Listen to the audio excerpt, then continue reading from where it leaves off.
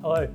Today I've got a pot in front of me that is just bursting with flavour, and I can't wait to show you how I've done it.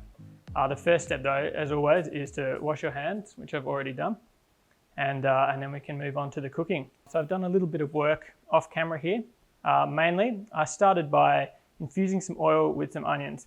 And the way I do this is I take a fair amount of oil, more oil than you'd need. So for 2 onions, I used about half a cup to a cup, just enough so that they're swimming in the oil, I'd say. Don't worry about it being too much. Most of that oil we reserve and we can use for something later. And then I put the onions in and I cook them over a medium heat until they'd turned a nice golden brown and had started to crisp. And then I took them out and put them on some paper towel to drain the excess oil. After that, I added some spices, and the order you do this is quite important to get the most out of each spice. The first one I added is a half stick of cinnamon, and we also add the cumin straight after. These whole spices you want to put in first because they'll take the longest to infuse the flavours out of, but they still cook quite quickly, so don't walk away from the pot. So we cook that until you've seen it starting to soften. And then we've got a few ground spices here. I've got some sweet paprika, some black pepper, just a little bit of ground clove and ground coriander. Once they've all been added in, you mix them all together. The small ground spices will cook very quickly, so about 30 seconds is the most you'd need over a low heat.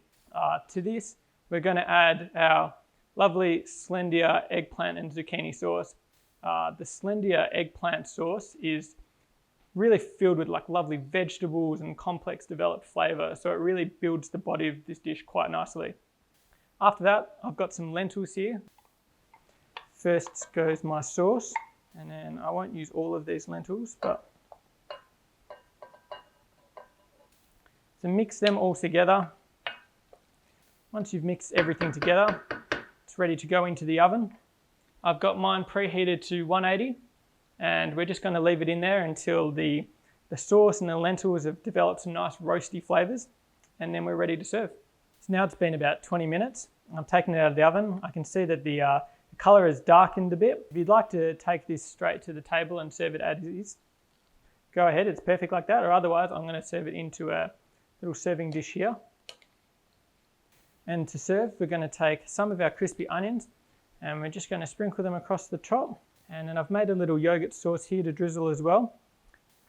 And I'm just going to dollop this across the top here. And there you go, my Egyptian baked lentils.